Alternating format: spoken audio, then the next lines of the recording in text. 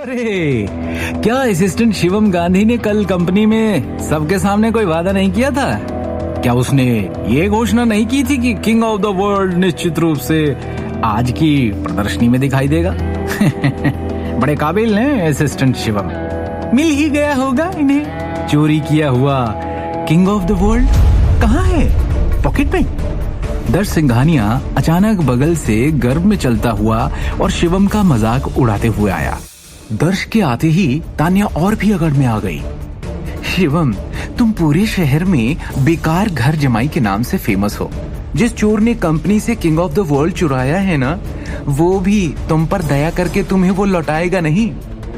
ऐसे कैसे ले आए तुम वो ज्वेलरी पीस ढूंढकर? तान्या शालीनता से हंस पड़ी और उन पर उपहास के शब्द फेंकना जारी रखा। तुम लोग? दृष्टि ने अपनी भावनाओं को दबाने की पूरी कोशिश करते हुए गुस्से में अपने होंठों को हल्के से काटा।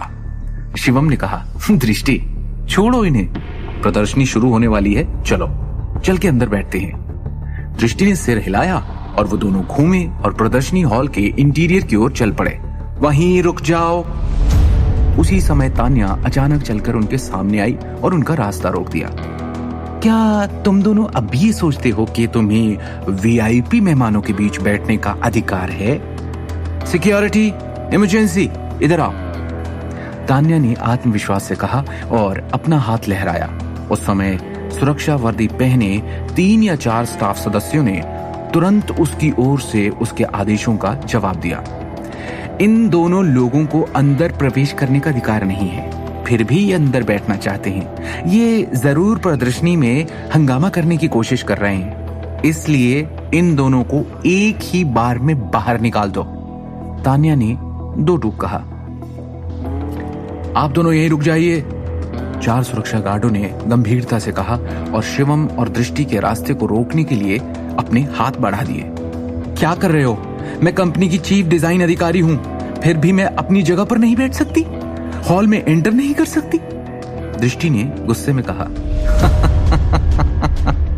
तान्या ने तिरस्कार के साथ उपहास किया। दृष्टि, तुमने किंग ऑफ द वर्ल्ड के साथ क्या किया है?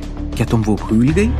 क्योंकि तुमने परियोजना को गड़बड़ कर दिया है, तुम्हें स्वाभाविक रूप से तुरंत निकाल दिया जाएगा। और हाँ, मैंने पहले से ही तुम्हारे नाम की सीट दूसरे मेहमानों को देने की व्यवस्था कर दी है। इस प्रदर्शनी में अब तुम्हारे लिए कोई जगह नहीं है। लेकिन अगर तुम दोनों दूसरे पार्टिसिपेंट्स के डिजाइन किए हुए गहने देखना चाहते हो तो बस यहाँ खड़े होकर देख सकते हो। अगर तुम्हारे पास वीआईपी सेक्शन में प्रवेश करने का कोई विचार है तो उसे विचार ही रखो, तान्या ने ठंडे स्वर में कहा।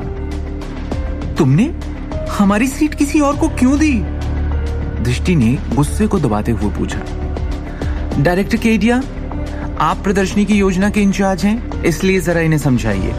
तान्या ने अपना हाथ लहराया और एक औपचारिक सूट में मध्यम आयु वर्ग के व्यक्ति को बुलाया। उसके संकेत को देखते हुए वो आदमी स्वाभाविक रूप से उसकी ओर चल पड़ा। चीफ डिजाइनर डायरेक्टर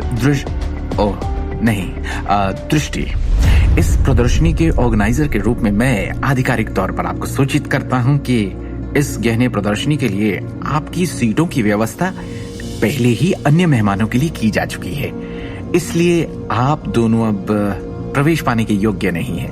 आपको क्या लगता है कौन आप? केडिया से ये कहते हुए शिवम आखिरकार उठ खड़ा हुआ।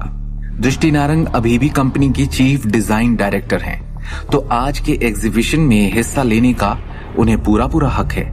अगर आप उन्हें उनकी सीट से हटाते हैं और उस वजह से एग्जीबिशन में देरी होती है तो उसके अंजाम के जिम्मेदार आप होंगे। उठाएंगे ये जिम्मेदारी? मजाक अच्छा था। केडिया ने तिरस्कार के साथ कहा। आपको अभी भी कैसे उम्मीद है कि आप आज के एग्जीबिशन में वीआईपी मेहमानों के बीच बैठ सकते हैं? आखिरकार आप दोनों ने मिलकर जो गहने डिजाइन किए और बनाए वो पहले ही गायब हो चुके हैं। इसके बावजूद भी आपकी हिम्मत है ये कहने की कि आप आज की प्रदर्शनी का हिस्सा है। हद करते हैं आप। कितना हास्यास्पद है। क्या आपको नहीं लगता कि आप खुद को कुछ ज्यादा ही आंकते हैं? दृष्टि नारंग के बिना ये एग्जीबिशन नहीं हो पाएगा, ऐसा लगता है आपको? डायरेक्टर केडिया ने बिना नापे तोले अहंकार से सवाल किया।